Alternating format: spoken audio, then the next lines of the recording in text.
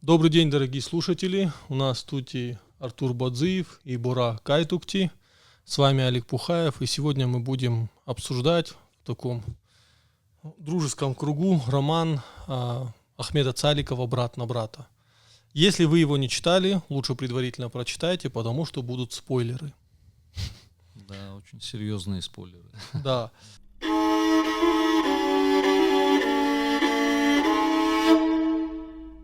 И начнем мы говорить про этот роман неожиданно. Артур настаивает, чтобы мы начали разговор об этом. Ну, то повесть или роман, как правильнее? Роман, да. Роман, да. Ну, маленький он для романа.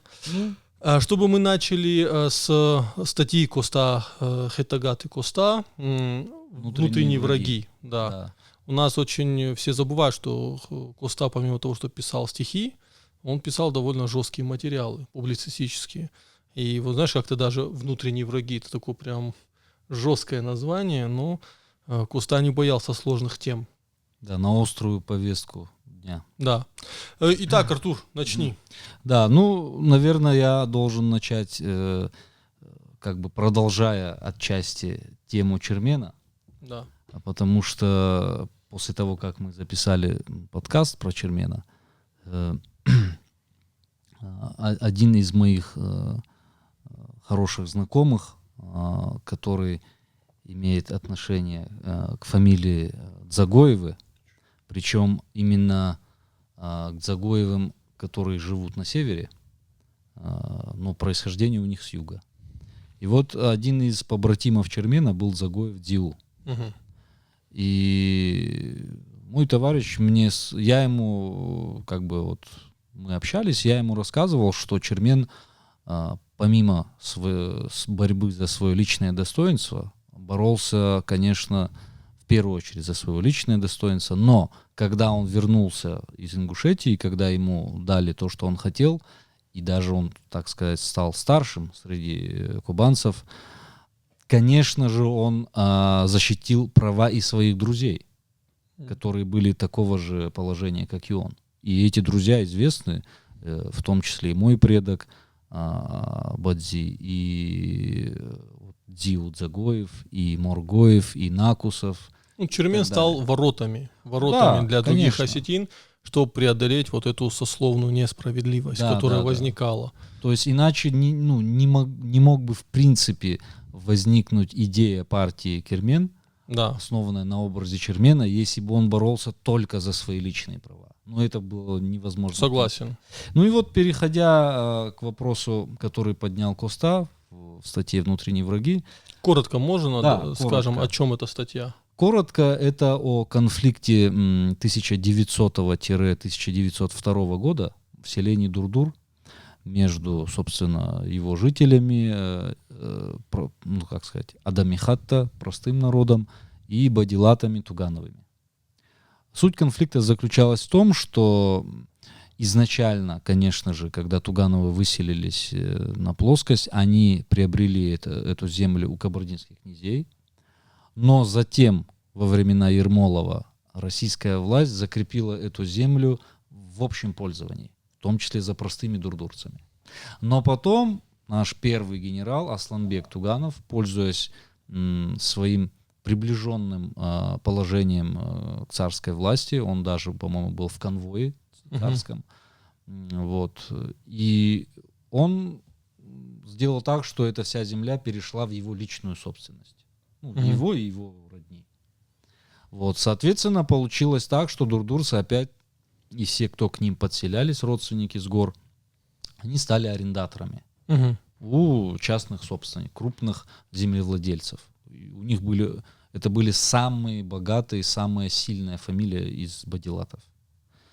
Вот. И они должны были платить арендную плату. Но в силу разных обстоятельств Тугановы стали повышать цены. Можно так сказать, завышать цены за арендную плату. И дурдурцы отказывались платить по завышенным ценам, требуя, чтобы цены были такими, какие они были изначально. Ну, не считали ту цену справедливой. Да, они считали это завышенной ценой. Тут же еще надо понимать, что отношения между сословиями регулировались вопросом понимания, что такое справедливое. Конечно. То есть там бадилят или тагиат, он должен понимать, у него тоже было внутреннее понимание, какая цена справедливая, какую цену ему могут платить за землю, а какую нет. Но в какой-то момент они же, скажем так, жадность, она затмевала разум, и они начинали требовать больше, при этом понимая, что в этот год мог быть неурожай, конкретно у этого человека могли случиться какие-то проблемы, и он не мог выплатить вот эту цену. И значительная часть все-таки бадилят и тагиат, надо же понимать, что они не жестили. Не кажется вам удивительным, что, допустим, люди, которые землю арендовали у бадилят, их устроило то, что алдарта как бы забрали землю, которая должна была быть их, и про это промолчали, но в момент подъема цены аренды их это не устроило. То есть это же тоже может говорить о какой-то психологии того, что над ними кто-то всегда должен был быть. Понимаете же? Да, я понимаю, да. И, мне вот это парадоксально. То есть у вас землю забирают, вас это устраивает, а когда вам аренду поднимают, вас это уже не устраивает. Тут это же сословное сознание. Они прекрасно знали, что эти более знатного сословия, мы более слабого что сословия. Власть поддержит их. Я, например, читал про взаимоотношения моей фамилии с другими фамилиями. Вот эта сословность, она, юга она меньше пронизывала, но на севере она была прям четкая. Люди прекрасно, я из фарсаглагов, я свободный. Но вот как только ты на границе его сословных прав претендуешь, вот тут уже начиналось прямо, люди были готовы убивать. Но если там в рамках вот этого права, оно же столетиями формировалось, если он в рамках своего права имеет с меня что-то требовать, да, я подчинюсь. Насчет Дигори, насчет юга, там немного легче была ситуация, в какой-то степени. Почему? Потому что там те помещики, которые претендовали на власть над палестинами, они были инородцы. Да. И поэтому там социальная борьба, она совмещалась с национально-освободительной. Да. И там это приобретало совершенно другой момент. А в Дигории такой был момент в 1781 году, это известное тоже было восстание, которое, кстати, отчасти спровоцировал русский полковник Штедер, который воспользовался противостоянием простого народа и бадилат. Кстати, у бадилат среди простого народа тоже были сторонники. То есть надо сказать, что не весь простой народ был против бадилат, а именно как бы часть. И то есть вот это социальное противоречие, оно было еще тогда, еще в 18 веке, даже получается до прихода российской власти. Вот. Но возвращаясь к ситуации в Дурдуре, нужно сказать так, почему Тугановы стали поднимать цену. Потому что в это время, в конце 19 века, царская администрация активно стала переселять на Кавказ колонистов с России, с Украины, и в том числе немецких колонистов, которым помогал созданный в конце 19 века так называемый крестьянский банк. То есть он им выдавал суды там, и так далее. Вот. И, естественно, они были более финансово состоятельными, эти крестьяне, и могли платить большую цену за аренду. Соответственно, это как вот приблизительно, как вот наши владельцы нефтяных компаний или газовых, когда жалуются, что вот в России, как сказать, дешевые цены на нефть, на газ, да. Поэтому мы отправляем за рубеж. Да, а в Европе, мол, типа дороже. И вот этим они мотивируют, как бы потихоньку поднимая цены. И вот точно так же вот в этой ситуации было. Это стандартная проблема. Этим же был вызван голод в советское время, когда отправляли зерно на экспорт, а местное население просто не могло себе позволить зерно. И через торксины сдавали все самое ценное, чтобы там за копейки получить очень низкого качества зерна. Это всегда такая ситуация, когда государство вмешивается в рынок. Мне кажется, проблемы, которые были тогда, что у осетин, что у России, они актуальны и на сегодняшний день, они были актуальны в царское время, то есть, как сказать, новый строй появляется уже второй раз, грубо говоря, да, сначала царскую Россию сменили Советы, потом Советы сменили Российской Федерацией, но проблемы исконные, которые раздробляют общество, населяющее эту страну, да, они наследуются, ими никто не занимается. Да. То есть, вот сейчас все вот актуально. Вроде бы время латифундистов оно прошло, но мы все знаем, что землями Осетии владеют там группа 30 максимум латифундистов, которые под себя все земли подмяли. Ну, да. И вот когда Тугановы вот начали поднимать цену, соответственно, это вызвало вот такое неприятие этого со стороны дурдурцев, такое сильного завышения. И тогда Тугановы стали требовать от них выселиться с этого села, где дурдурцы уже сложилась как крепкая, такая сказать, община, да. А те, естественно, отказывались. Они говорят, что столетия уже наши предки здесь живут. Куда же мы пойдем? И те начали там давить на администрацию, чтобы оно их подселило к другим селам. В частности, в Шекер, в Новый Урух. Угу. А нужно понимать, что тогда из-за ограниченного количества земли села, в частности, там Чекала, Дигара, Беслан, отказывались принимать подселенцев уже из гор и так далее. Потому что когда новые люди подселялись, своим хаям нужно было, то есть, делиться с другими. То есть, получается, твой надел земельный уменьшался. Соответственно, а коренные жители этого уже не хотели. Поэтому они не хотели кого-то подселять. А в Новом Урухе там вообще сложилась такая конфликтная тоже, кстати, ситуация между мусульманами и христианами, потому что туда подселили так называемых ренегатов, то есть людей, которые числились христианами, но перешли в магометанство. И их церковь пыталась вернуть христианству. Соответственно, вот на этом почве возникали какие-то конфликты, и дурдурцы об этом знали. И земли там было мало. То есть они знали, что им, по сути, некуда идти, что их выгоняют на улицу. Ну, и вот это известный роман, конечно, он в коммунистическое время написан, «Навстречу жизни» Изетхану Ирумаевой. Да. Там подробно описывается, в художественной манере вот этот конфликт. Ну и, в общем, по сути говоря, Тугановы пренебрегли, так сказать, национальной солидарностью в угоду своим личным, корыстным, по сути, интересам, материальным, и вызвали, можно так сказать, ОМОН того времени, то есть казаков, войска, и с их помощью выгнали, по большому счету, на улицу огромное количество населения, в том числе и женщин, детей, стариков. Но тут очень важно подчеркнуть, что не все Тугановы были за. То есть тут нужно не обобщать. Почему? Потому что не только Махарбек Туганов, но и его отец Аслангерей, он был противником вот такого жесткого отношения к крестьянам. Он не то что не был левым, он был сугубо такой князь, он учился в Германии, очень такой был просвещенный человек, и поэтому он говорил, что нужно как-то по-человечески относиться к своим же остинам. Он это понимал. И еще ихний отец Сафар, он тоже с этими детьми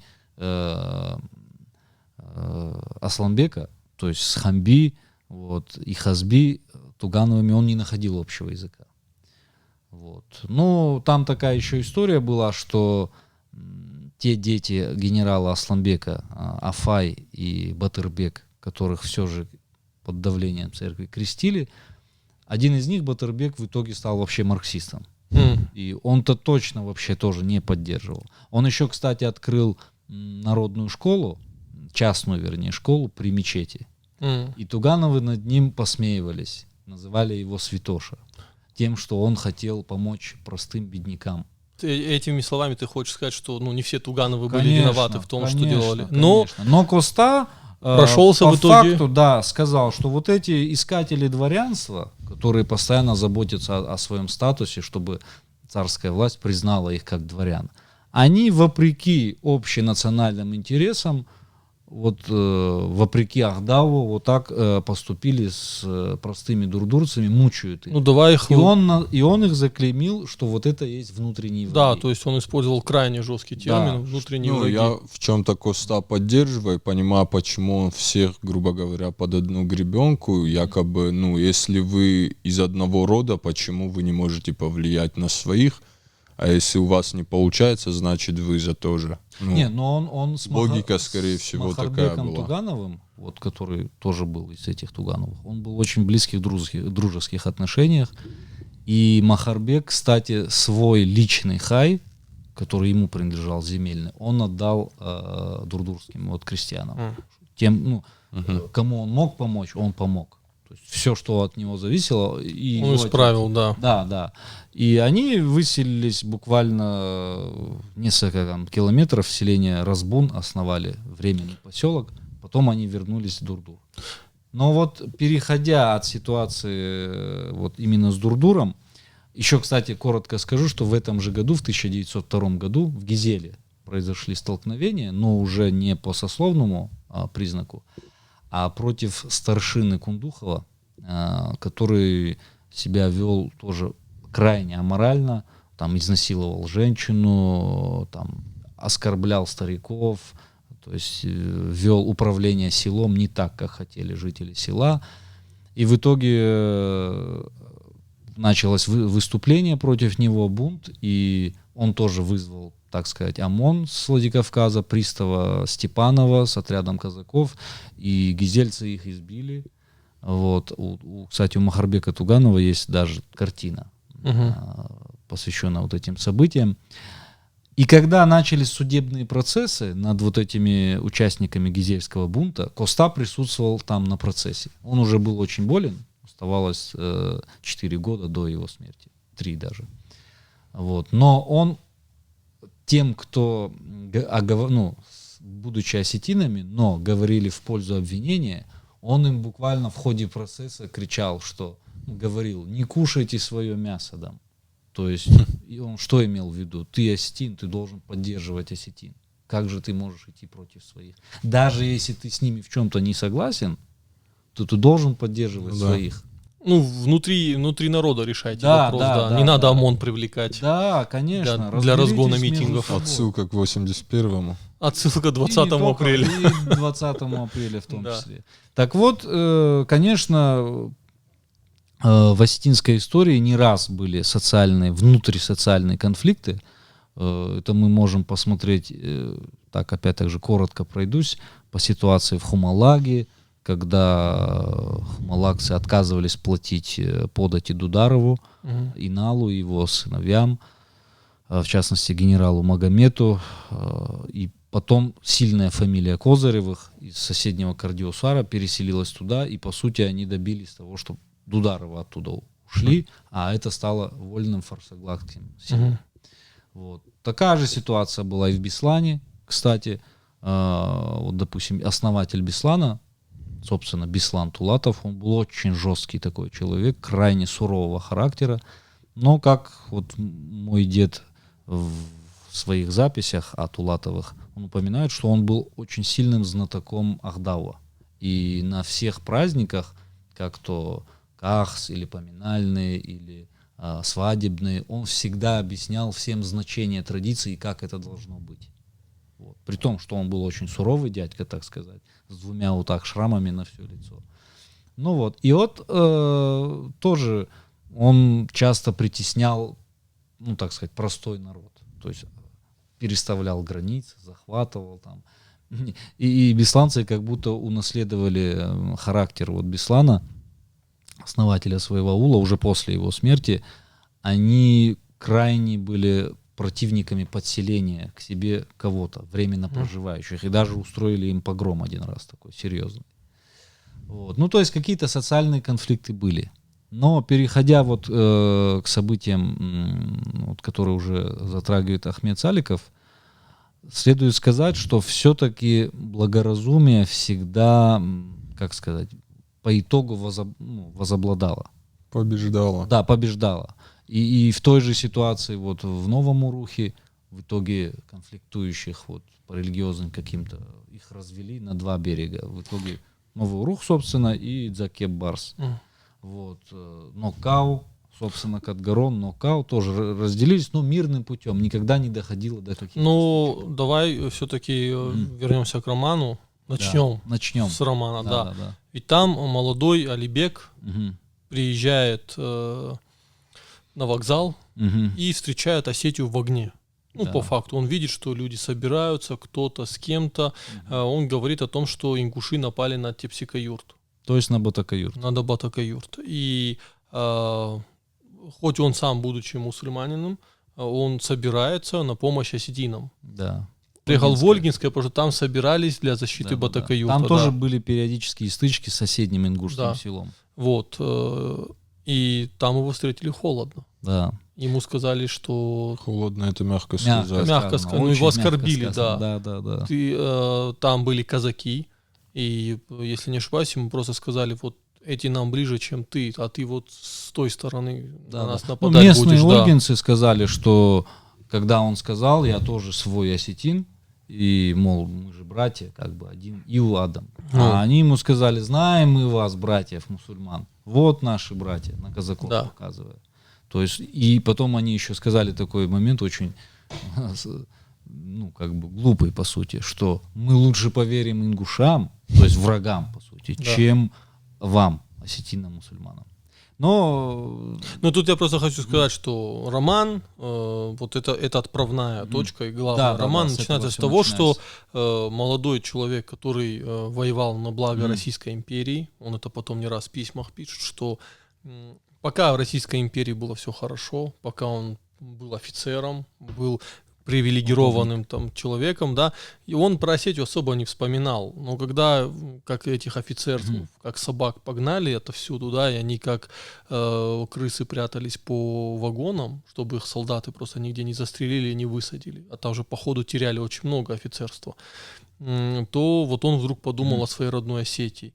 И приезжает в Осетию в надежде на то, что она его спасет от всего этого, ну, от ужасов гражданской войны, а тут Осетия разделена. И когда он в очень расстроенных чувствах покидает Ольгинское со своим товарищем Осаге, он спрашивает Осаге, неужели той единой Осетии больше нет, а теперь Осетия есть христианская, мусульманская, ну теперь она разделенная.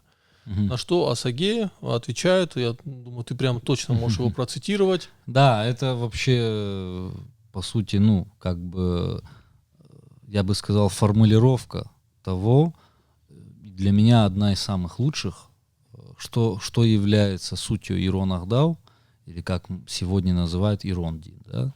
Когда он его сказал, Осаге, кто же ты теперь? Осетин-мусульманин, осетин-христианин или просто? Он сказал, аз хуматак магур иронлак. То есть я простой, бедный осетин, моя религия это Ахдау. Да, это то, что унаследовано от моих дедов и отцов. Это Ирон Ахдау. А мой Бог — это мое чистое лицо. Ну, что имеется в виду, если коротко говорить? Конечно, это не значит, что он говорил, что не должно быть какой-то принадлежности к какой-то определенной группе, да. И, конечно же, он верил в Бога, Иуна Хусау, да? Но при этом он говорил, что суть этого всего, любой веры и Бога, вообще веры в Бога, являются не какие-то конкретные ритуалы, то, что отличает одну религию от другой, обряды, догмы, учения, а нравственность. Поступки. Да, поступки, поведение, то, что является основой и должно являться, во всяком случае, для всех осетин. Вот. То есть у нас должен быть общий ахдау, то есть как себя вести, и общее понимание, что чистое лицо, если ты благородный, правильный человек, это и есть главное перед Богом. Ну да, тебе не стыдно перед Богом. А не то, как ты конкретно молишься или какой ты ритуал выполняешь. И я сразу нашим слушателям подкину эту гипотезу, возможно. Скорее всего, Осаге, который не раз потом говорит вот эту сермяжную истину, это не реальный человек, это просто образ народа в романе. Да, собирательный образ.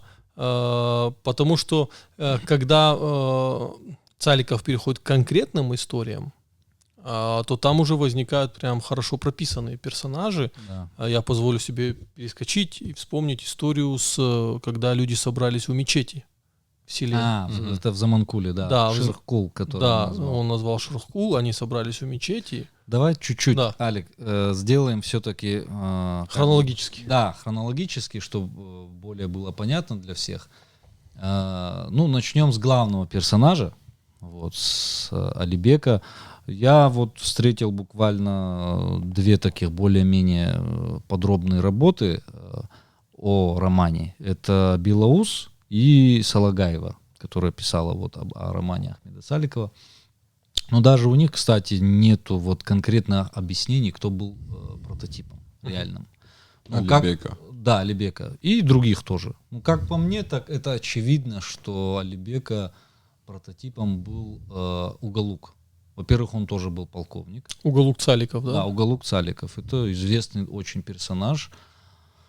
Ну, помимо того, что у Коста есть посвященные ему стихи «Ах, Уголук, Уголук, отбился ты от рук в своем прекрасном Алагире». Помимо этого он еще прославился тем, что в самом начале 19 года, в январе, он собрал таких национал-патриотических настроенных людей из Катгарона и Ноккау, и Шалгардана, и Сардона, наверное, тоже, и напал на Слободу Алагир, где укрепились русско-грузинские большевики. А там тогда вообще русских и грузин много проживало. Ну, то есть я не думаю, что у него была конкретная там цель, как ему приписывают, именно убивать русских и грузин. Нет, там был конкретный большевистский отряд, который был сформирован из местных русских жителей, в основном Огурцова. Вот. А потом туда подошел грузинский большевистский отряд Агниева, Агниашвили. Вот, улица Агниева до сих пор возле планетария. Вот. И такой был 11-дневный или 2-недельные бои. Вот этот отряд Огурцова, он укрепился в Алагирском. Если я не ошибаюсь, эти события еще хорошо у Кубатиева в воспоминаниях описываются. Да. Вот, в общем, кто такой Алибек, вот я думаю, наши слушатели поняли. Это вот Уголук Цаликов. О нем, кстати, еще говорится, что он был такой очень светский человек, именно действительно, как его и описывает Ахмед, который был его двоюродным братом, хорошо его очень знал. Он уходил в такие, как говорится, картежные запои, то есть он был игровой, можно так сказать, по-современному. Ну, тогда это было очень распространенное явление среди офицеров. Они были достаточно обеспечены, могли себе позволить, но в одном из таких вот запоев он проиграл наследство своей двоюродной сестры Айсят, дочери Данилбека Цаликова. И тут сразу хочу перейти к образу Вали, как она там описывается, дочь священника. Угу. В этом персонаже объединены 2 реальных прототипа. То есть как основной прототип — это Надежда Гайтова, дочь Иналука Гайтова, в которую был влюблен сам Уголук Цаликов, но отец его возлюбленной отказал его миноварам в том, чтобы они поженились, по той причине, что Гайтовы были христиане, а Уголук был мусульманин. Вот.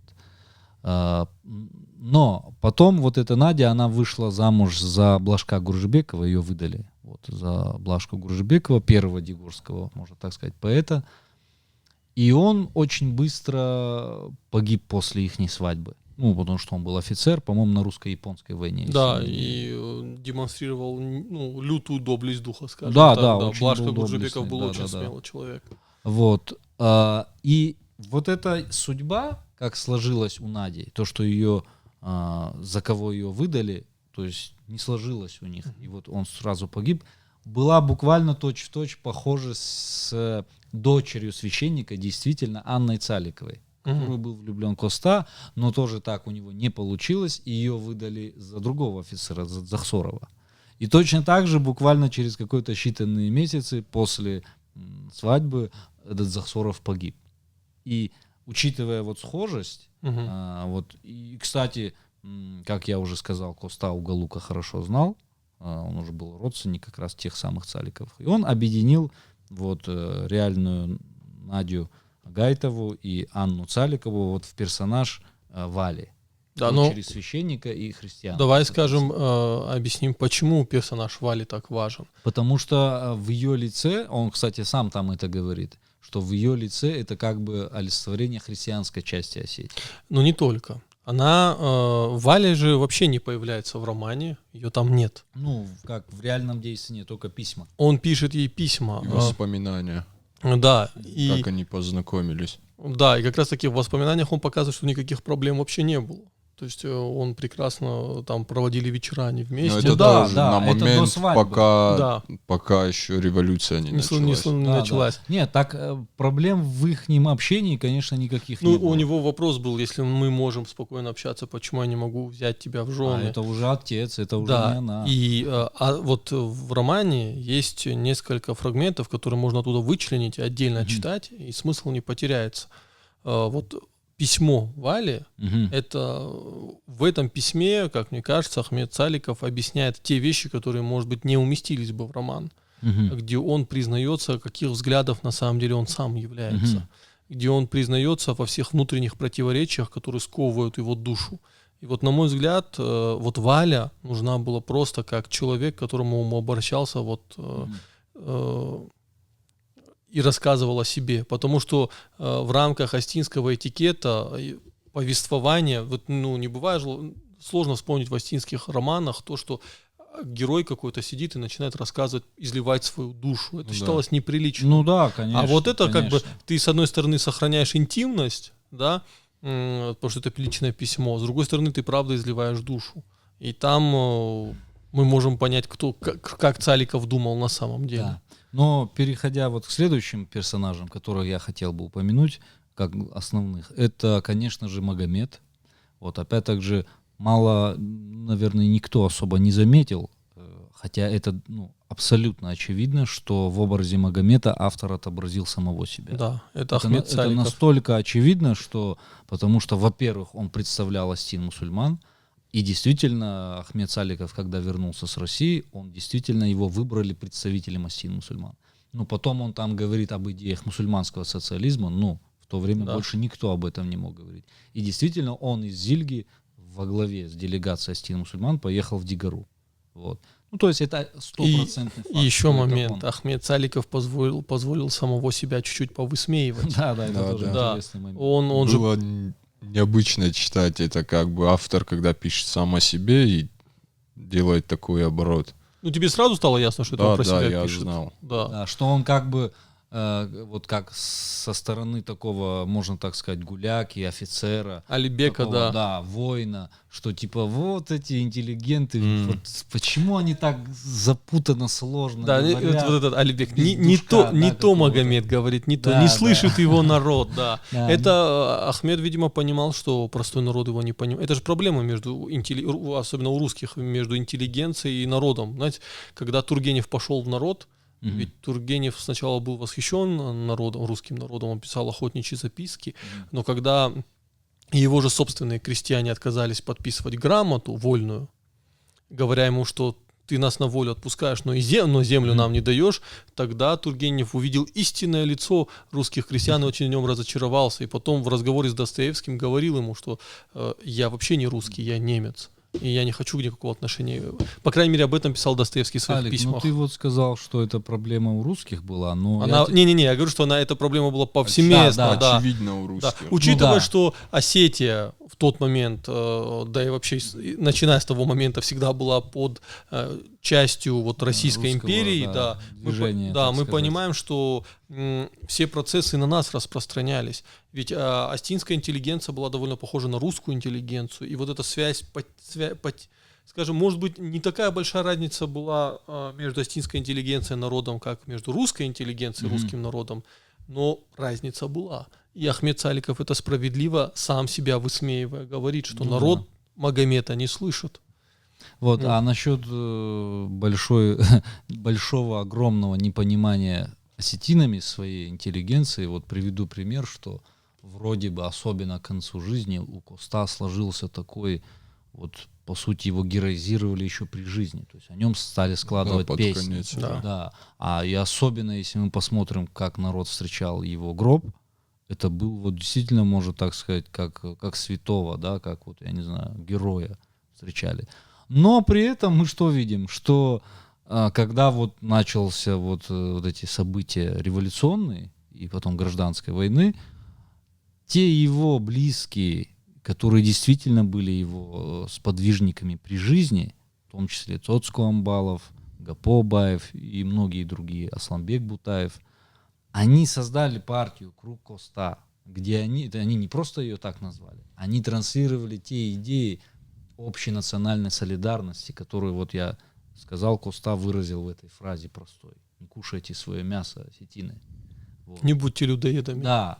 Но почему-то самой популярной партией, это по факту, это не то, что большевистская пропаганда, это действительно объективно стало именно Кермен. Ну, я это легко могу объяснить. Ну, думаю, не в этом подкасте. Не, Да, ну вот да. тоже интересно, что керменисты, взять керменистов и Чермена самого. Да. Чермен ведь, как мы вначале говорили, он вообще не об индивидуализме был.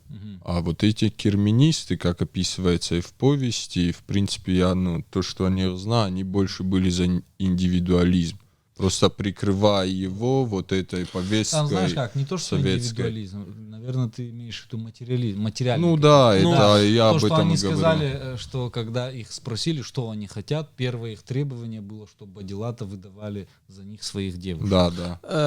Я сейчас для зрителей поясню. Советские люди, вообще коммунистическая идеология и керменисты, они коллективисты в вопросах экономики. Но в вопросах культуры, как это показало дальше, любое коммунистическое государство, оно максимально атомизирует народ, потому что таким образом легче управлять.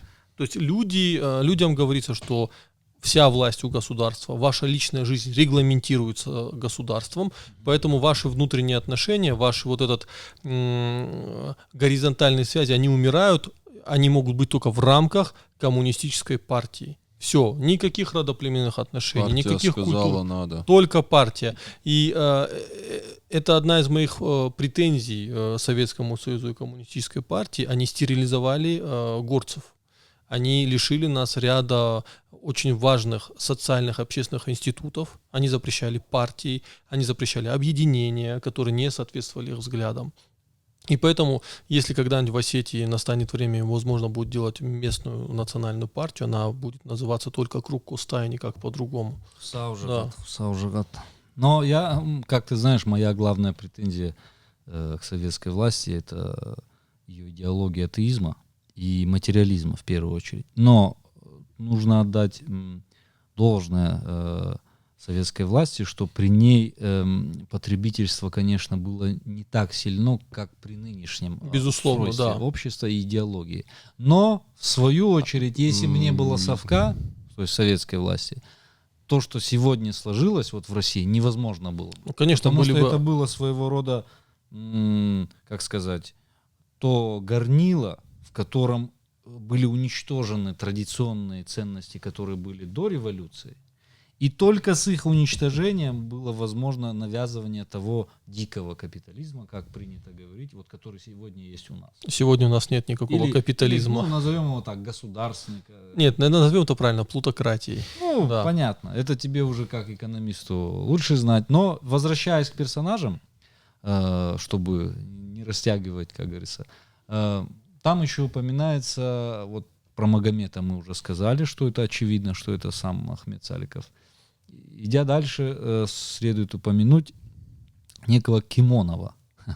А Кимонов — это никто иной, опять же, несложно догадаться, что это Симон Такоев. Кстати, тоже очень один из самых влиятельных осетин того времени.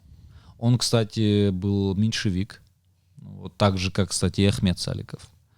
Но нужно сказать, что у партии Кермен, которую помогли создать еще, кстати, выходцы из Бадилат, то есть такие, как, допустим, Абубекир Болаев, вот, там еще был Кубатиев, он же, вернее, Кубатиев, да. Еще был один Караджаев и Абисалов. То есть из трех, за Батырбека Туганова я уже сказал, что он был большевик. Вот. И, вообще там, если брать сугубо дигоринцев уже непосредственно, это Шамиль Абаев, Георгий Малити, вот, Дибулла Гибизов, Карамурзак Исаев, ну там ряд таких дигоринцев. Но их идеология, вот именно партии Кермен, конечно, она не была большевистская. Она была эсеровская или левоэсеровская. Вот. И поначалу, конечно, я думаю, у них не было и в планах вообще никакого слияния с большевиками. Да, я думаю, читатель это поймет, даже когда Алибек спрашивает у кого-то, кто, говорит, что за керменисты. Я, говорит, еще помните, когда он пишет, что еще будучи находясь в России, он видит какое-то письмо, телеграмму с названием, как-то там было, ну, партия Кермен. Я, говорит, еще удивился, может, говорит, это шутка, а тут, говорит, оказывается, реально есть такие. И он спрашивает, а что, говорит, в Осетии есть рабочие? Ну, искренне удивляется. И все, да, какие, говорят, рабочие, они, говорят, просто свои интересы.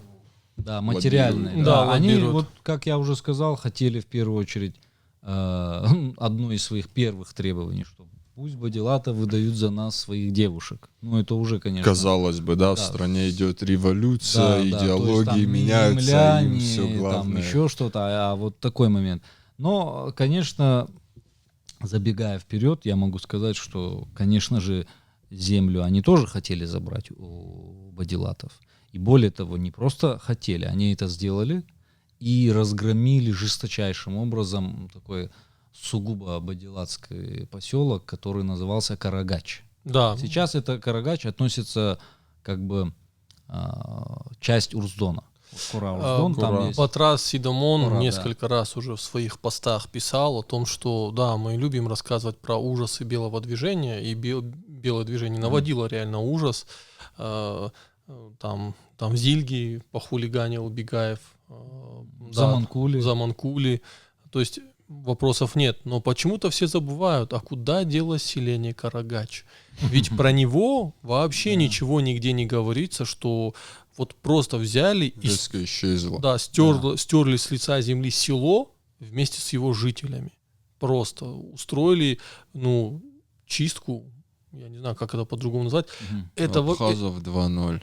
Да, и это про это вообще нигде про это Причем не говорится. Это устроили одни осетины, другим осетины. Да. Здесь важно подчеркнуть. Ну, еще хотелось бы сказать коротко про, я не помню, как он называется в романе, но там упоминается Афако Фидаров, генерал, с которым Уголук беседовал, да. И как там зашла речь о ориентации на Турцию или на чем, и как бы Афако Фидаров сказал, что нет, я вообще, ну, как бы не за то, чтобы на Турцию. Хотя он был мусульманин, но он тоже, опять же, был очень светский, образованный человек, и он говорил, что у турков там самих такая чехарда, что ничего хорошего они как бы нам не принесут. Ну, Афако Фидаров, конечно, был за солидарность с соседними горскими народами. Безусловно. И он, кстати, вот Симон Такоев и Афако Фидаров, это, по сути, были два таких полюса, две главы Казбека, условно говоря, которые возглавляли Осетию в то время. Ну, еще был Гаспо Гакаев, которого иногда выдвигали традиционалисты того времени, так сказать, да, то есть круг Коста. Ваштырджисты. Ну, да. Ну, Алибек сам себя назвал Ваштырджистом. Да, сейчас мы к этому отдельно Я перейдем. вообще, знаете, как хочу все-таки чуть-чуть структурирую наш подкаст, потому что мы можем сейчас идти просто хронологически по роману. Да. И, наверное, это займет несколько часов. Ну, да, понятно. И наша цель все-таки не пересказать сюжет, чтобы... Время у нас сегодня ограничено. Да, рядом дрель работает. Вот, но я хочу, чтобы после нашего подкаста главная цель, чтобы те, кто послушают, они все-таки прочитали. Да, конечно. И поэтому я начну вот так, если позволите, возьму в свои руки. Вот, давай. Боря, вопрос к тебе. Когда ты прочитал роман, мне интересно, какие фрагменты романа ты нашел для себя самыми значимыми, да, вот какие точки в романе ты для себя наметил, и какие-то твои выводы по этому поводу.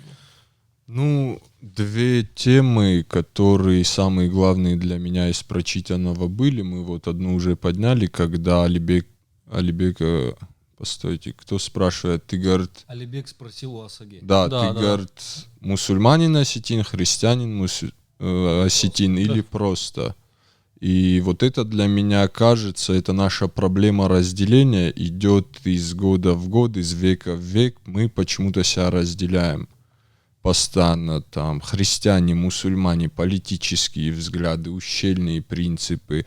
Но он объективно дает понять, что первостепенно мы осетины. Если мы будем это понимать, вот этого разделения у нас не будет. Мы с тобой давно же знакомы, Алик, я всегда сам говорил за это, что не надо, давайте откровенно, ты православный, ты мусульманин, я традиционалист. Нам же ничего не мешает общаться, вместе сидеть там, какие-то проекты делать. И для меня вот это всегда была проблема. Я всегда говорю, что самая главная проблема Осетии — это ее раздробленность. Второй момент, что для меня открывает роман, что вот этот Агдау, он начал не сегодня портиться, как наши старшие любят говорить. Вот молодежь не знает Агдау, мы его потеряем. Он начинает портиться именно как раз вот такой кардинальный слом происходит, когда приходят советы. То есть вот этот атеизм и тот самый просто осетин, о котором говорит Алибек, начинает утрачиваться. Почему? Потому что атеизм навязывается интернационал, и тот Агдау, которым жили еще отцы главных героев, грубо говоря, он переходит в момент застолья. Да. То есть Агдау сохраняется теперь только в рамках стола. А дальше, как я вышел из-за стола, я уже советский гражданин. Там есть хороший момент, где, помнишь, они, по-моему, в Дигару они приезжают на съезд. И когда вот Алибек видит вот дигаринских ребят и видит, что они, говорит, ведут себя как лакеи. Да. И когда он обратился к нему... Никто не встал. Да, никто не встал. И когда он ему уже по-остински сказал, в себя придите, вы что делаете? Те быстро выпрямились. Вы и уже забыли наши обычаи? Да. Они выпрямились и стали уже... То есть он их быстро вернул в осетинскую эту реальность. Да? И с той вот новой, там, революционной реальности он их быстро... Грубо говоря, заставил их вспомнить, что они осетины. Да, и это прям очень яркий момент. И они еще повинились, кстати. Да. Они сказали, что, ой, слушай, да, действительно, мы забыли даты своих отцов. Мы уже себя как не осетины видим. Я могу сказать, что я, например, когда читаю вот и Ахмеда Цаликова, я обращаю внимание, как очень сильно и Ахмед Цаликов, и в других романах обращается внимание на жестикуляцию. Да. Что осетину не было присуще очень сильно размахивать руками. А сейчас я иду, и в том числе за собой это замечаю, насколько мы стали экспрессивными, насколько, конечно, не как в Грузии, да, где руки — это часть языка, да, но все-таки вот это руки — это язык. Да, вот эта грузинщина, она тоже нас стала прислушивать, потому что мы начинали очень... Вижу со стороны и за собой замечаю, машешь руками, когда говоришь, и это было показателем лакейства у осетин. Не только это, и невоздержанность в речи. Да, безусловно. Он же, в принципе, по всему произведению проводит параллель того, что вот то, что с нами сейчас, грубо говоря, происходит, что многие осетины хотят быть русскими больше, чем сами русские. И он проводит эту линию как потерю самоидентичности. То есть мы не можем уже называться осетинами, если мы живем конкретно вот так, а не вот так. Там, кстати, у него небольшая отсылочка была у Цаликова в романе. Там он упоминает о неком Мусе. Варасидзау Муза. Это вообще любимый момент. Интересно, что у Елбаждыко Бритаева, которые, кстати, с Ахмедом Цаликовым были не только близко знакомыми, он не раз у Ахмеда спасался в его доме, когда его преследовали. И вот у него есть тоже Варасидзау, как раз такое произведение, и тоже там главный герой был Муса, но, правда, он потом стал Мишей. Но насчет лакейства, там еще такой момент есть. Он говорит, повадки торгашеские. Да. Почему, кстати, Дигара вообще действительно стала одним из самых развитых торговых пунктов, можно даже сказать в какой-то степени и промышленных, такая сельская промышленность. Там были маслобойни, кирпичные заводы, деревообрабатывающие. И, естественно, там это все избывалось. И по сути, кстати, Дигара на тот момент была самым крупным осетинским селом. Это тоже надо понимать. Самым крупным. То есть крупнее ни Ильхотова, ни Беслан, ни Ордон, ни Алагир тогда не были. И Иркау тоже. Вот. И вот это поведение торгашское в чем, почему вот он его именно подметил? Потому что вот если мы же говорим базарное, как базарная баба, да, то есть вот люди, которые торгуют, они, как правило, настолько озабочены и вовлечены вот в этот момент, в этот процесс продажи, да, и что они уже забывают иной раз. В азарт входят. Да, в азарт о рамках приличия. То есть они становятся развязанные слова, вот, жестикуляции и так далее. Вот. И зазорно же раньше вообще остинам считалось торговлей даже заниматься. Ну, это я не к тому, не говорю, что это не нужно. Но на тот момент это вызывало вот такую коллизию в сравнении с тем, что было раньше, и с тем, что несет вот эта капиталистическая цивилизация. На самом деле в Российской империи тогда она очень сильно начала развиваться в конце 19-го, начале 20 века. И вот тут я бы хотел сказать, что вот когда мы часто, причем заслуженно, абсолютно заслуженно ругаем советскую власть, как бы это ни нравилось тем, которые часто, иногда, вернее, упрекают, что вот вместо того, чтобы ругать нынешнюю власть, это же, мол, более сложно. Вот вы обрушиваетесь на мертвого льва, как говорится. Хотя еще большой вопрос, лев ли это был. Ну, неважно. Но действительно, особенно вот в то время, которое описывает Ахмед Саликов, тогда советов еще не было. Но вот эти губительные последствия именно капиталистической цивилизации, так как она именно складывалась в России, вот они действительно очень негативное влияние оказывали на осетин. И вот в частности на дигоринцев. Ну, там, конечно, в моменте он это приписал чуть ли не как национальное качество дигорцев. Там хитрость, там, ну, я думаю, это больше... Иронский шовинизм. Да, это как больше как трансляция, я как имеющий отношение к дигорцам, я думаю, это была больше трансляция какого-то стереотипа.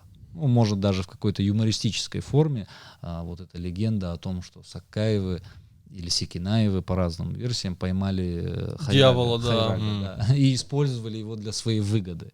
Вот. Но Симон Такоев, он действительно был очень, я бы сказал, очень гибкий политик, потому что он умудрялся и с меньшевиками быть, и с большевиками, то есть он был и там, и здесь. И с горцами, и с казаками, то есть он как бы успевал приспособленец. Везде. Ну, политик. Я бы сказал, просто очень такой гибкий политик. Я думаю, он бы в нынешних реалиях политической жизни страны сильно бы вписал. Как рыба в воде бы был. Это точно. Давайте отметим, что все-таки Семен... заслуги есть перед Осетией. Если бы Семен Такоев вписался в современные... Шламбек. Да, современные реалии, я думаю, что Осетия от этого серьезно выиграла, потому что при всей хитрости и умении он все-таки умел выбивать плюшки для Осетии, в том числе он был, скажем, он дал вот этот посыл по поводу, что необходимо строить Рокский туннель. Это было очень важно. Форпост. И учитывая, что как он этот вопрос пролоббировал, это было в советское время, это было просто гениально. Он фактически обыграл грузинское лобби. В советское время обыграть грузинское лобби... Он был вдохновителем еще похода Дигорской бригады в Грузию, которая помогала отряду Санакоева действовать. Она как бы прикрывала его со стороны, который заходил в Южную Осетию, а они в это время шли вот район Рача, по традиционным дигорским тропам, сказать так. Вот. Это один момент. Потом, когда случилась трагедия, вернее, до этого еще, когда вот беженцы с Южной Осетии, в числе которых были мои предки по материнской линии, им выделил он именно их, как бы был один из главных, по инициативе которых их приняли в Дигоре. То есть после этого им выделили землю вот в Нагире и вот расселили там. Ну и помимо этого он еще экономически как-то вот все-таки способствовал развитию Осетии. Вот. Ну, собственно, о персонажах я сказал. Я единственное, Артур, я хотел сказать два момента. Артур, ты как бы очень хорошо описываешь, кто есть кто в романе. Ты очень глубоко понимаешь истоки написания романа, но скажи... Какие фрагменты романа именно для тебя оказались важными? Ну, что для себя ты в этом романе нашел? Ну, конечно, безусловно, могу сказать, что эмоционально в целом роман меня очень сильно затрагивает, потому что я сам наверное, еще с самого начала моего пребывания в осетинском сегменте интернета с 2002 года. Я помню, что часто было такое противопоставление одних осетин другим по религиозному признаку. И оно и сейчас есть. И оно и сейчас есть, и оно так или иначе иногда о себе дает знать. Ну, и вот, конечно, то, что вот в условиях гражданской войны обострился этот вопрос, это показывает о том, что это вопрос с точки зрения психологии не проработанный, то есть не протерапевтированный, если можно так сказать. То есть есть проблема, которую мы замалчиваем, мы не решаем эту проблему. Я всегда вообще, вот клянусь вам, Шомыканы, что я всегда удивляюсь, что осетины настолько умный народ, культурный, да, развитый, у нас столько образованных людей, высокий уровень культуры. Но почему мы до сих пор не нашли в себе ресурсов, ума, как сказать, воли, положить конец вот этим дрязгам между собой и прийти одну ремарку к выработке общенациональной идеи. Мы же все уже давно, как минимум наше поколение, пришло к тому, что осетины получают единение, когда есть только общий враг. Да, это очень плохо, что это так. Да, и то есть это не сейчас появилось, это даже в романе, когда он говорит, если, говорит, у осетин не будет одного сильного общего врага, мы, говорит, никогда не будем о едином говорить. Всегда, говорит, будем разделять друг друга. Ну, вот это очень я единственное, в чем я не соглашусь, вот в нашем поколении, ну вот мы сколько уже там ведем свою деятельность, общаемся, да, я там не помню, чтобы там между Сусланом Джусом, тобой, Вале, тобой, Алихан Ахуранов с нами бывает, и там у нас абсолютно тусовка как бы такая, и мусульмане, и христиане, и традиционалисты, и не... Разве что кроме легких шуток никогда вопросов не возникало. Ну, по-доброму пошутить между друзьями это нормально. Никогда не возникало. Все мы объединены идеями осетинства, Ирон Зинада. Все мы объединены идеями того, что мы хотим видеть в Осетии. Ахмед Саликов бы одобрил нашу тусовку. Да, для нас, ну, как сказать, для меня Ахмед Дударов, да, это, ну, пример, ну, я понимаю, что он действовал в своих интересах, но это герой, это фундаментальная личность. Да. И там тоже Махамад Тумаев. Да, Махамад Тумаев. Фашби, они все мне абсолютно глубоко в этом плане, ну, скажем, вот в этом контексте мне не интересно, какого они вероисповедания были. Да, то есть я спокойно к этому отношусь. Тем более, вот моя фамилия — это пример истории разделения осетин вот по религиозному признаку. Есть, например, легенда про Дзуарлага Пухова, который проклял фамилию одну и сказал, чтобы у вас не осталось никакого потомства. И эта фамилия исчезла. А я вот не помню, какое название этой фамилии нет, но этой фамилии нет среди осетин. Мне несколько раз друзья просто присылали эту легенду, говорили, какие вы Пухаевы злые. Потом есть Пухаевы мусульмане в Турции, есть Пухаевы христиане, есть Пухаевы традиционалисты. Теперь вопросы, и чё? Все же мы одна кровь. Вот хочу, вот, исходя из этих твоих слов, перейти к той истории, вот то, что меня затронуло. Когда вот этот про старика. Это мой любимый момент романа, да. Ну, хочешь ты... Не-не-не, расскажи, это любимый момент. Действительно, вот это, ну, один из самых тоже эмоциональных моментов, когда уже на этом собрании он демонстративно поломал свою саблю, сказав, что лучше я его сломаю, условно говоря, оружие своих предков, чем я его применю в конфликте между братьями. Вот настолько это было для него важно. Ну там, знаешь, там еще так было красиво это сказано. Я хочу когда-нибудь этот фрагмент заснять с актерами, да. Просто он говорит, я, говорит, ездил по Осетии и искал свою Осетию. И вот вроде бы в тот момент, когда я ее нашел, я, говорит, понял, и я готов рубить врагов Осетии. Мне, говорит, говорят, что мой враг осетин. И это не просто сабля, да, это вот фамильная гурда, да, то есть это... Ну, реликвия. Да, реликвия, для которой священна для любого горца была. Он ее берет и ногу ломает и говорит, если, говорит, Аллах решил, что эта гурда должна убить осетина, значит, Аллах решил, что этой гурде не надо, ну, нет места для... Не должна существовать, да. И в этот момент все же люди ахнули, там по толпе прошелся возглас «О Аллах, Аллах», то есть все были в шоке от того, что он сделал, и все поняли его серьезность намерений. Ну, да, понимаешь, это какое-то психологическое давление со стороны старшего человека, где стоит молодежь, и то есть если старший такую реликвию ломает, значит, есть какая-то реальная истина в его словах, Этим и надо он к нему прислушаться. Показал, что насколько это плохо и неприемлемо для здравомыслящего. Еще там момент такой есть, что ведь с какими словами он начал это выступление. Я просто несколько раз перечитывал этот фрагмент. Он ведь сказал: осетины, простите меня за то, что я беру слово. Я, наверное, худший из вас. Но вот знаете как, вот сейчас мы любим свое эго выпячивать. Это величайший, это заслуженный. А тогда мы понимаем, что это не простой старик. Это человек, которого хотели услышать, люди дали ему слово, и он говорит: осетины, простите меня, что я говорю. Я худший из вас. Время такое, что я должен сказать. Даже я должен сказать. И вот насколько вот этот вот Важдан Зинат, да, вот этот Нывш, да, вот что я хуже, чем остальные осетины, да, не судите по мне. Но мы при этом видим, что этот человек в каких-то невероятных моральных качествах.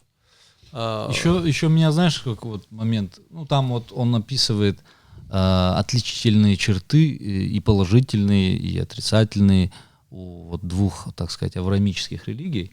В частности, он там восхищается христианским богослужением, описывает, как он участвовал на пасхальном. Но тут же он переходит, что нет, все-таки это не может сравниться с простотой мусульманской молитвы, да. Но он же там говорит, что как же это согласовать, вот две части осетинской души, потому что осетин-христианин не может принять то, что для меня свято, когда он, говорит, вспоминает про имама Шамиля, про шейха Мансура. Христианин же это не может принять. Так же и мусульманин не может принять то, что радует душу христианина, смирение, там, какие-то еще какие-то моменты чисто христианские, я имею в виду. Но тут он говорит, что мы же в первую очередь, нет, говорит, это все... Это в письме Вали он пишет, да. Это все не то, какое мы осетины, мы в первую очередь, он говорит, вот есть то, что нас объединяет, душа народа. И вот когда он говорит об вот этом вастарджизме, буквально вот вчера я написал в своем канале об этом, что вот Ирон Ахдау или Ирон Дин, вот как по мне видится, есть два четко его образа. То есть тот, который был у наших предков, то есть то, что сформулировал Асаге. То есть вот это и есть суть. Чистое лицо, да. Да, чистое лицо, то есть Важдан Зинат, то есть красивое поведение. И еще помимо этого, конечно, нужно тут обязательно сказать, что помимо вот этой основной нравственной сути Ахдау Важдан Зинат, еще на праздниках вот то, что делали состязания, это был как бы национальный культ, где пестовалось вот это возданство. То есть состязание в удали, в мастерстве, в развитости, в силе. То есть это был культ вот развитого, сильного. Это было Вагдинат. Это осетинское общество строилось на здоровой конкуренции. Да, состязательность, это же есть. Сейчас нас постоянно пытаются лишить этой конкуренции. Ничего плохого в том, что осетин конкурирует с осетином. Сейчас нет, если это в рамках Ахдау. К сожалению, наше вот это, я показал, вот этот священный Ахдау, который есть истинный Ирон Ахдау. Но в конце российско-имперского периода и особенно за советское время, к сожалению, выросла вторая голова, гибридная, которая сейчас тоже называется Ирон Ахдау. Это вот это ритуальное употребление алкоголя. И даже не только дело в этом, а в том, что застолье стало сутью как бы религии. Ахдау. Да, Ахдау, да. Но это же неправильно. То есть сутью раньше было другое. Вот то, что я сказал. Важдан Зинат и состязательность. Я бы даже не сказал все-таки религии, я сказал самоосознание стен. Ахдау это вот самоосознание. Да. То есть сутью, то есть из-за навязанного материализма, а ведь что такое застолье? Это же все-таки употребление еды, хотя оно тогда, даже это еще в нардском эпосе упоминается, что когда Ваиг ему Нарту сказал, покушай еще раз, и еще раз, он сказал, я из того народа, где не принято следовать за своим желудком. То есть воздержанность в еде. А когда чревоугодие пытаются возвести, и тем более еще злоупотребление алкоголем, вместо 3, придумав 10, 20, 30 тостов, я условно говорю, конечно, то это, конечно, не имеет никакого отношения. Одно же из самых таких сильных проклятий было, чтобы, говорит, тебя взяла болезнь желудка. Даже, кстати, в романе об этом несколько раз он пишет, что пусть тебя покарает болезнь желудка. Ну вот, завершая эту тему, это, конечно, я думаю, надо отдельно подкаст сделать. И сегодня мы, я думаю, не случайно так совпало, что вот Алик представитель от христиан. Я бы на твоем месте не акцентировал этот момент, потому что вот, ну, глобально, да, вот когда я говорю, там, я христианин, Боря, традиционалисты, мусульманин. По сути-то мы... Ну вот глобально сядет с нами 4-й человек, да. Ну, там, гость из России. Он не заметит между нами. Да, он не поймет, в чем разница между Борей и между Артуром. Он подумает, что Алик мусульманин, про тебя может подумать, что ты светский, а Боря мусульманин, понимаешь? То есть, если для него мы не будем выпячивать перед ним какие-то объясним. Догматические вопросы, по которым мы расходимся. Главное, чтобы этот человек сделал вывод, что это приличные стены, что... И все. Ну вот, Ахмед же это четко показывает, что вот, допустим, у нас сейчас этого в большинстве своем нету. У населения Осетии ты, если мусульманин, ты мусульманин, и национальная традиция, культура с тобой нигде не могут пересекаться. Точно так же у многих православных также. Да. А он же наоборот пишет, неважно, ты мусульманин или христианин, но национальная традиция, национальная... Ведь если даже внимательно не надо читать, там и мусульмане, и христиане друг другу говорят, что там ваш терджи фазахшту. Они все вместе сидят за столом, за общим, делают там еще упоминаются многие там Эвшати, Уасила, при этом стол смешанный. Ну, это есть феномен, он, кстати, и на Руси же был долго, двоеверие. То есть, когда синкретическое сочетание нескольких верований. Но это один момент. Это уже что больше касается догматики. Но я хочу все-таки акцент сделать на практическом. Потому что если мы возьмем какие-то чисто доктринальные моменты, тут могут быть какие-то непонимания. Да? А вот в практическом моменте, я же говорю, вот в правильности поведения, вот здесь никакой разницы нет между традиционалистом, христианином, мусульманином. У нас сложились, и это наше национальное богатство, общие нормы поведения, которые общие для всех осетин. И вот мы должны, в этом наш ум коллективный должен проявиться, что на этом делать главный упор.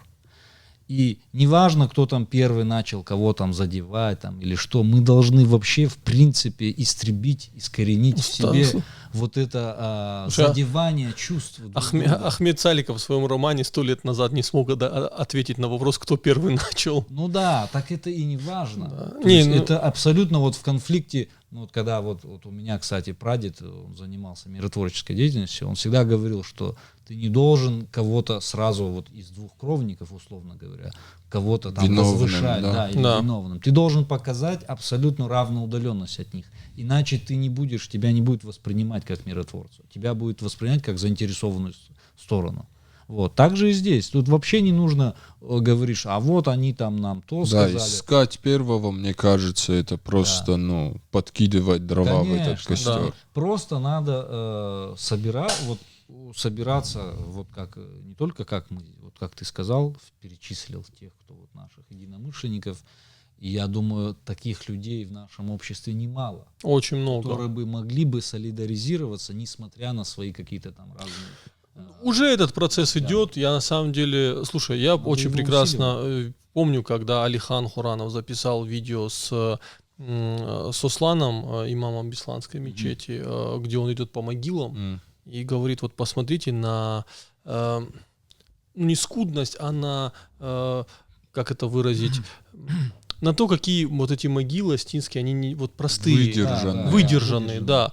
Наши предки прекрасно понимали, что на тот свет с собой никто ничего не унесет. И будь ты богатым, будь ты бедным, у тебя будет стоять цирт. Да? Это сейчас уже понеслись вот эти огромные памятники с Никогда вот картинами, этого с не понимал. Да. И просто кто не верит, поедете в селение Ход, посмотрите на работы Едзева, на его цирты. Какие Кстати, они вот прекрасные. насчет Едзева, знаешь, что хотел сказать? Ну, все-таки я не могу здесь это не упомянуть, что, к сожалению, вот помимо того, что я сказал, вот национальной традиции искажения, что сделали основной, как сказать, акцент на застолье, вместо состязательности и вместо вот возданского поведения, еще есть такой момент, что вот у наших предков 100 лет назад не было изображений в Астраджа. Да. Да. Не было изображения святых. Едзеев, Сосланбек, первый это Махарбек Туганов. Да. Он художник. Ну, как он себе представлял, насколько вот... у него очень красивые картины. Феноменальные. Действительно. Но это же все-таки не образец был для того, чтобы другие так воспринимали. Это его личный взгляд. Видение, да. Точно так же Сосланбек Едзеев сделал первую скульптуру. Да. Но это был как символ победы над... как он это хотел внушить, что это там змея еще. А здесь змея символизировала фашистскую Германию. Вот. Он хотел. Но вот эта традиция ставить камни перед въездом в села, этого не было, вот, допустим, до революции. Да. Этого не было. Это второй момент. Поэтому, когда мы говорим, что мусульманам особенно, да, трудно сейчас участвовать в национальных традициях общеосетинских, да, сами мусульмане изменились по сравнению с теми мусульманами, которые были в 20 веке. Это факт. Но ведь и национальные традиции изменились. Конкретно изменились, да. Почему вообще такой запрет есть на внесение свинины в святые места? В христианстве-то такого запрета нет. А, видимо, у наших предков же была мудрость, что если здесь представители и мусульман, чтобы это позволяло им тоже находиться там. И совместные... я даже думаю, это даже пораньше появилось, чем... Да. Смотри, в том же, допустим, Ходе, откуда Едзеев был, наша же фамилия оттуда, Да. Я прекрасно знаю, хотя там мусульман не было, там была церковь вокруг села, если я не ошибаюсь, 12 или 13 зваров, помимо церкви было, и они функционировали одновременно. Но дед мне, как говорил, никто, говорит, никогда не смел там держать свинину. Да. И в христианских селах, вот в частности в Катгароне, которое считалось христианским селом, тоже не держали свиней до 30-х годов. Об этом это мы сейчас к частностям возвращаемся. Да, а если вернуться к последнему, Олег, извини, последнему моменту, который для меня главный, это уже как для... Тут я не могу не подчеркнуть, это такая своего рода отсылка, как сказать, к волшебным войскам некоторым. Когда иногда говорят, что там вы сильно там ругаете советскую власть там, и так далее, но я своего рода тоже социалист. То есть я... Как и Ахмед Саликов. Да, я своего рода тоже социалист. Почему? Потому что, конечно же, я не коммунист, я далек от большевистской идеологии. И более того, я считаю ее, это насильственное насаждение атеизма и материализма, это преступная политика. Интернационал, да. Там много было, что неправильно. Но социалист в каком плане? В том плане, что я считаю, мы должны солидаризироваться, солидарность, общие эти коллективные интересы, то есть национальные, ставить выше каких-то классовых противоречий, каких-то религиозных, субкультурных, то есть это любых. Общность. Да, то есть социальность, это же общественность. Лучше всего об этом написал Борис Шанаев, про офицера фашистской Германии, который в Дрездене спас ему жизнь. И он же прямо написал, он тут засунул ему 50 марок. Об этом Сидамон, опять же, хорошо написал, что один был на стороне советских войск, был плененный, другой был на стороне фашистов. И понятно, что он, скорее всего, не от хорошей жизни, не потому, что разделял эту абсолютно уродскую идеологию фашизма. Но он в этот момент увидел своего брата Астина. Да, главное человеком быть, а там... Даже, знаешь, когда ты воюешь за фашистов, человеком очень трудно оставаться, но все равно в тот момент он проявил этническую солидарность и спас. Спас. И благодаря этому офицеру мы имеем возможность наслаждаться работами великого скульптора Бориса Шанаева. И поэтому я тоже считаю, что этнические интересы, они должны быть превыше любых экономических, сословных, религиозных. Я еще, знаешь, о чем хотел сказать? Вот такой момент насчет речи Магомета, о том, что действительно это уже к вопросу, наверное, о союзе между горцами, да, горской солидарности. Вот Магомед, выступая в Дигоре, он упомянул о том, что когда его обвинили в том, что он там туркофил или исламист, он говорит: да, я представляю собой голос мусульман, но голос не тех фанатичных мусульман, которые, как сказать, ради неправильного понимания религии на самом-то деле готовы убивать там иноверцев там и так далее. То есть он четко показал, что я против фанатизма, который, говорит, навязывают массам султаны, многие муллы и так далее. Для чего? Чтобы их отвлечь от действительно важных интересов мусульман. А в чем эти интересы? В том, чтобы было развитие, то есть и социальная справедливость, ее невозможно построить без взаимодействия с другими. Вот. То есть, и ведь союз горцев, это же был союз мусульман и христиан. То есть, всех вот народов. Да. То есть абхазов, осетин, слушай, не только мусульман. У Майырбекова Чагаева в книге «Союз горцев Северного Кавказа» говорится о том, что и таты в этом участвовали, скажем конечно, так, да, евреи, иудеи, да. То есть все, нет, все таты не евреи, все-таки это иудеи, это персы, можно так сказать. Но я к чему говорю, что все кавказцы, которые живут, да, вот, особенно северокавказцы, они должны проявлять солидарность. В какой-то степени мы культурно, как Елберджи Кобритаев писал, мы один народ. Мы одна масса. Да, одна масса, потому что особенно это сильно чувствуется, когда вот поедешь в соседний Нальчик, вообще с кабардинцем сядешь. Да, это прямо вот то, на чем я всегда делаю главный акцент, вот Важдан Зинат, и Адыга Хабза, и у чеченцев есть Нохчалла или Оздалган. Да, не знаю, как на дагестанских народах, у них у всех это все есть, у кумыков, у карачаевцев, у балкарцев. Все это по сути одно. Вот это одно духовное целое Кавказа. И мы, в частности, в Осетии, я думаю, мы можем стать центром объединения всего Кавказа не против России, а наоборот в ее же это интересах, чтобы кавказцы солидаризировались на культурной основе. Сейчас в Артура вселился Ахмед Саликов и спустя 100 лет сказал свою речь. Да, я просто, знаешь, о чем хочу сказать, что вот если мы в Осетии сможем найти в себе умственные силы и подать пример. Да, может быть, какое-то собрание сделать от представителей всех традиционалистов. Вот у нас великолепный старший Хаджи Мурат Гацалов, чтобы там были представители христиан, и все-таки договориться, чтобы мы сами между собой не допускали никаких задеваний взглядов друг друга, именно религиозных. И своей пастве тоже это внушали, что мы остины, мы не должны задевать. А любые вопросы, которые по конкретно, нравственные, вот, мы должны решать на общем каком-то основании. Знаешь, Артур, я все-таки в одном моменте с тобой не соглашусь. Я не думаю, что, например, меня обязательно должен представлять христианин. Я думаю, что религия — это сугубо мое индивидуальное дело. Если будет делегат от Алика Пухаева, то это скорее будет делегат, который разделяет со мной мои национальные взгляды. А он может быть религиозно абсолютно мусульманином, христианином, традиционалистом. То есть сейчас мы уже в том мире, когда религиозная дифференциация глобально в осетинском обществе не так много значит. Спасибо, Алик. Я хотел добавить. Сейчас, Бура, я буквально вот одну минуту.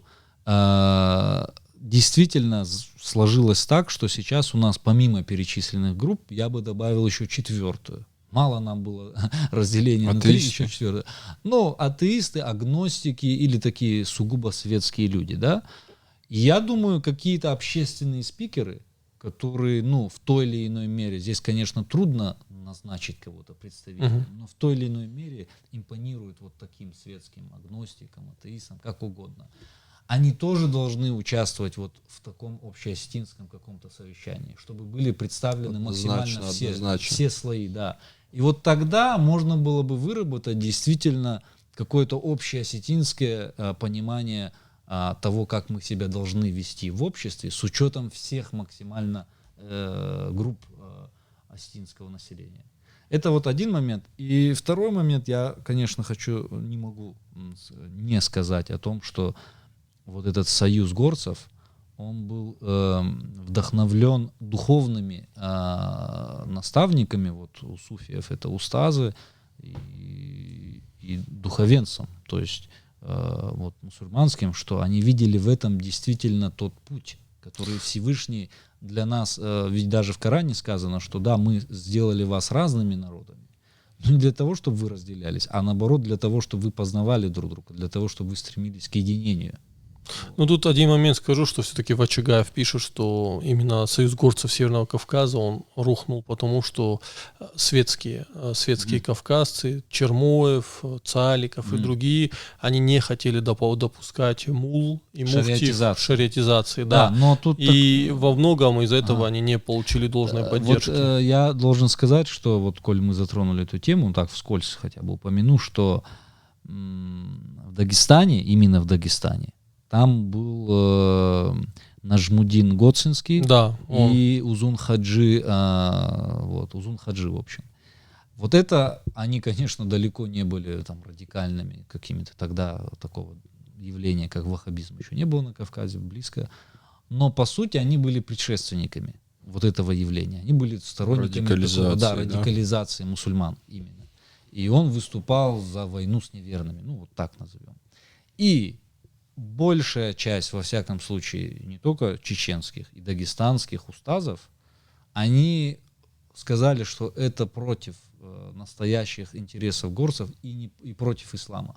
И там дошло до такого, что между, вот, так скажем, прогрессивной частью мусульманского духовенца и вот такой реакционной дошло до прям, драк. Да. На этом съезде. И, конечно, поэтому светские люди, они вообще не хотели иметь с этим делом. Мне кажется, вот эти конфликты, если брать их, как сказать, возводить в абсолют, то они приведут неминуемо к деградации. Поэтому светский человек образованный не может их поддерживать. Объясню почему. Допустим, вот мы, взяли с сегодняшнего дня, поделились христиане отдельно и мусульмане отдельно, традиционалисты отдельно. Это первостепенно говорит о том, что браки не будут заключаться. Конечно. А это к чему ведет? Это ведет к вырождению. И точно так же во всем. Или к ассимиляции. Да, и мне кажется, просто люди, которые разделяют осетин, будучи осетинами, разделяют нас на несколько фракций. Типа вот это мои, а это не наши. Это внутренние враги. Они неосознанные. Я надеюсь, они неосознанно как враги выступают, я бы хотел, чтобы они в ближайшее время пересмотрели это. Безусловно, вот мы просто должны бороться с этими людьми, которые противопоставляют и говорят, это не осетины, это предатели, предатели. Ну как можно, это же великая глупость называть часть своего народа, учитывая, как нас мало. Да я сейчас вы говорите, а кто так называет? Тут я не вижу. Да, есть такие даже в комментариях. Причем это причем есть у всех осетин разных. Не, я понимаю, но я не только в жизни я не встретил, наверное, ни одного, кто готов сказать. Тебе повезло, был с этим человеком сразу же конфликт. У меня тоже, скорее всего. Переросший, наверное, в уголовную какую-то. Артур, мы с тобой не были знакомы тогда, помнишь, встреча была, я себя знал тогда, что это будет, это надо было снимать. Я, Алик и Алихан Хуранов договорились перед мечетью встретиться. И Алихан стоит, нас ждет, подходит Алик, мы же все с бородами, и Алихан стоял с Балкарии, по-моему, муфтий был, или откуда-то. О, не помню сейчас. И Алихан с ним стоит, он в гости приехал к Хаджи Мурату, видимо, они стоят, общаются, и подходит Алик, они здороваются, как по-братски. Это из Башкирии или из Татарстана был такой. Я не помню, откуда. И Алихан Алика ему представляет, Алик Пухаев, такой-то, такой-то, типа наш христианский брат. И у него уже сразу на лице, короче, ну, он не понимает, что происходит, какой христианский брат. Тут подхожу я, здороваюсь со всеми, не знаю, кто это тоже, ну, естественно, он старше, с него начинаю, здороваюсь. И Алихан уже представляет меня такой-то, такой-то, ну, называет, он типа, а это, говорит, наш брат, представитель традиционной веры остинской. И тут вообще в шоке, типа, что здесь происходит? Это что за братья? Еще усугубил и вот, понимание. Ну, да, это пример того, ну, как мы должны жить. Да. Вот когда вот этот примирительный съезд в Заманкуле был назначен, мы уже к роману Ахмеда Цаликова опять вернулись, да. Опять возвращаемся назад в прошлое. И когда там приехали представители Ингушетии, там Кабарды, кстати, он еще очень интересно подметил национальные особенности и кабардинцев, и вайнахов. Вот. И они услышали, именно тут важно подчеркнуть, среди рядовых участников этой делегации негативные отзывы о, допустим, они там мусульмане же были, и о христианах, мол, да что их примирять, надо на них, мол, напасть. Вот. А там со стороны ингушей, а вот в Даркохе, где там церковная касса, надо у них русских богов, мол, украсть. Вот. И тогда эти остины, которые это услышали, ну, видимо, они знали языки и говорят, что и вот этих мы призвали нас примирять. Ну, вот они, говорят, нас будут судить. Да, вот они нас будут судить, то есть от них, кроме, ну, вреда ничего не будет.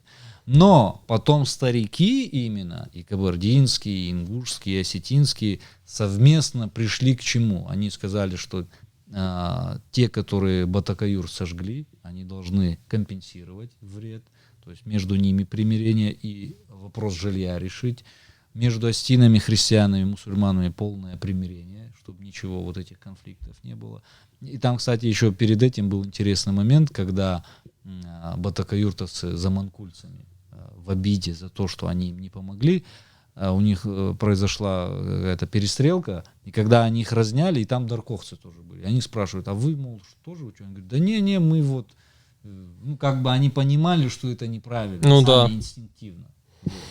Я лишь замечу несколько моментов, что когда вот эти между селами шли переговоры, Алибек со своими ребятами не подъезжали к остинам другого села и спрашивали, с кем мы говорим, с осетинами нашими братьями или с врагами нашими. И те говорили, ну вы остины, значит разговаривайте с остинами братьями.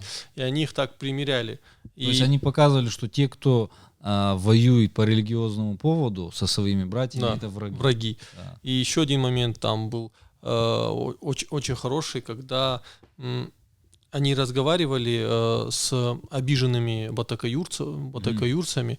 Алибек объяснял, что да, с вами совершили плохо, но вы вместо того, чтобы прийти на суд, как требует того старше, вы открыли огонь. И он еще вот, когда там молодежь собиралась... Ваша сдержанность. Да, он еще хорошо показал, что вот молодежь все равно при всем остинском адате, они вели себя, и даже и кабардинская, и ингушская молодежь, они были готовы воевать, готовы сабли окровить кровью своих близких. И это даже вот в том моменте в Заманкуле, когда собирались, там были и на съездах были ребята, да что мы тут ждем, надо взять мечи в руки и резать. Да. Ну, ястреб, всегда есть партия мира и ястреб. Кого-то мне это напоминает.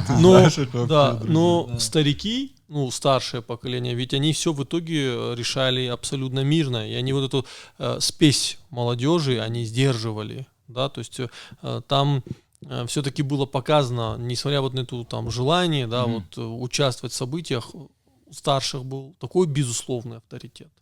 Ведь он же просто не просто так был. Любая молодежь знала, что этот старший, наверное, зарубил столько людей, сколько мне годов бы прожить, да. Там что же вот есть, когда уже после конечного суда они едут, и Орла, когда... Да. Это же все старшие были, старики, и вот иди такому старшему что-то скажи. Да. То есть эти люди знают цену крови, и как бы вот к их словам сильно прислушивались. Но, секунду, хочу заметить, что он несколько раз в произведении делает такой акцент, что старшие должны прислушиваться и к мнению младших, потому что в завтрашнем дне, вот, Алик, нам сколько с тобой замечаний к этому приходит, типа, что вы там против этих идете, они все старшие, а он говорит, завтра Осетия будет для них. И мы должны выстраивать такую Осетию, которая будет им комфортна. Поэтому всегда надо младших слушать, ну, тут, он говорит. Тут же, опять же, старший, когда выдвигает какие-то требования, он должен их рационально объяснить. Ну да. Да, он должен с уважением к младшим. Да, он должен объяснить, почему так или иначе. Если мы говорим, безусловно, в Осетии много старших, которые могут призвать нас и сказать, делайте так или так, и объяснить, почему. И их все прислушаются. Но чаще всего же мы слышим, вот, не надо против электроцинка бороться. Да и вот... Или по делу Скаева, когда сказали, пока не будет приговора, мы не можем высказать свое мнение. Ну вот, дальше о чем говорить. Да. Ну, я думаю, этому надо посвятить отдельный подкаст. Да. Коротко хочу все-таки два момента еще вот досказать. Первый момент из этих двух в том, что внешние силы все-таки старались разжигать те объективные какие-то противоречия, которые есть, но внешние силы старались разжигать. То есть это и большевики, которым из-за того, что здесь вот на Кавказе прям такого классовых противоречий, особенно вот в Осетии, у войнахов в частности, не было вот таких. Им нужно было спровоцировать национальную рознь. Поэтому они подстраивали где-то убийства, в частности, Данишейха Арсанова, грузинский большевик Янисяни, подстроил его убийство. Его же прямо в Грозном убили. Да, он подстроил, он казаков настроил против него. Хотя Данишейх Арсанов стремился максимально к примирению между казаками. Слушай, Караулова, глава атамана. А перед этим Караулова, он, кстати, был товарищем Данишейха Арсанова. Он был товарищем Чермоева. Да. И они настроили, его убили. Это один момент. А вот, кстати, между Батако и ингушами этот конфликт тоже подстроили, но это, правда, уже не большевики, а полковник Беликов. Вот. Он настраивал батакоюрцев, и там была группа лиц, которая убила вот этого муллу и женщину. Да. Вот. И из-за этого ингуши туда напали. И также между Ольгинским и Базоркино тоже вот эти провокаторы, они устраивали. Причем эти провокаторы были с обоих сторон. Там какие-то неграмотные фанатичные муллы настраивали, а здесь то белые, вот этот Беликов и так далее. И об этом, кстати, Афако Фидаров писал, когда он Гапо Баеву известное письмо в 2018 году, он говорит, передайте привет вашему там такому-то, такому-то, но только не Заурбеку, вашему племяннику, провокатору, который подбивает людей на столкновение. Он говорит, я сделал все для примирения между соседними селами. Вот этот один момент.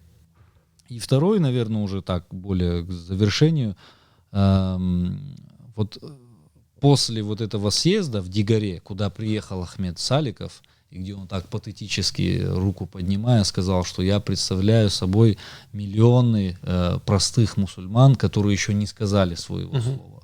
Вот. Он говорит, придет время, и вы услышите это слово. Вот, потому что Запад как бы уже свое историческое слово как бы сказал. А вот ислам, он еще, исламская цивилизация не дошла до того, слишком юна. Да, не дошла до того, чтобы сказать свое слово этому миру.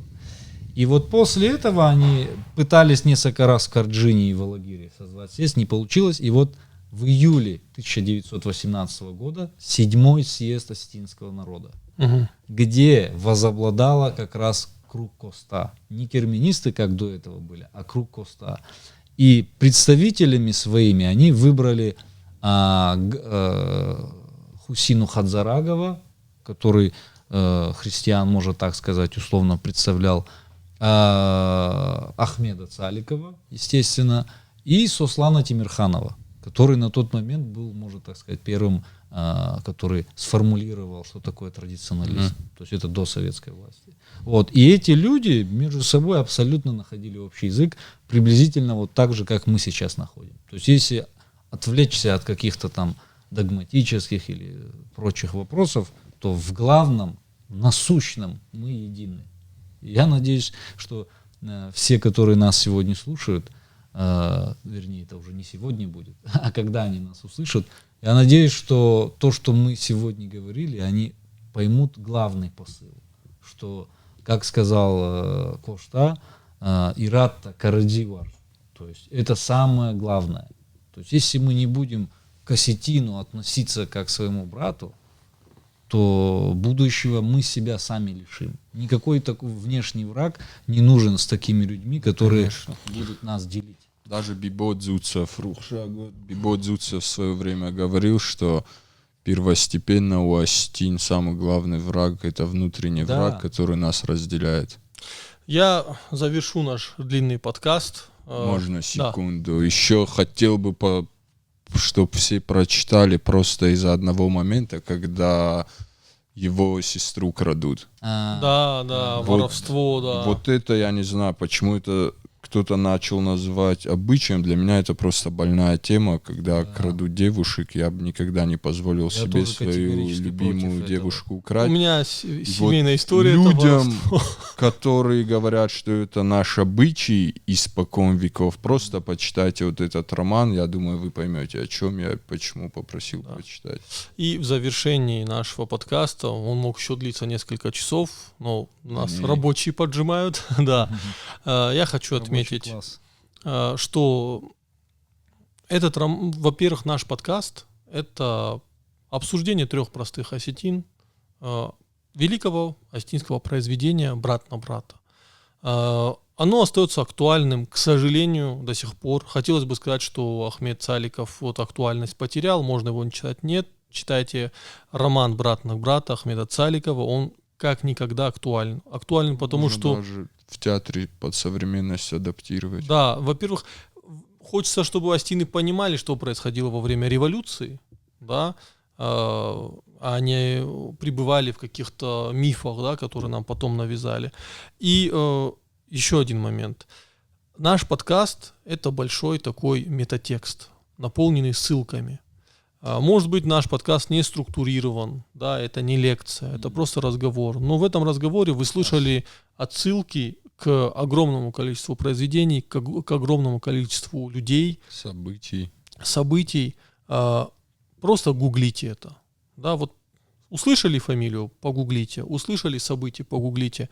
И так, мозаика, вот за мозаикой вы сформируете какое-то общее понимание осетинской истории, к сожалению, которое у нас, нас долго не допускали. Эту историю очень долго игнорировали. И вот на этих словах, я думаю, завершу наш подкаст. Еще буквально хотел бы обратиться только ближе к микрофону. Хотел бы обратиться к Всевышнему. Гуна юнах сау табу дахетсан. Балкаманай каджин циджин. Юдзинат надаманшкан. Амин. Амин. Рашт маут. Бахут.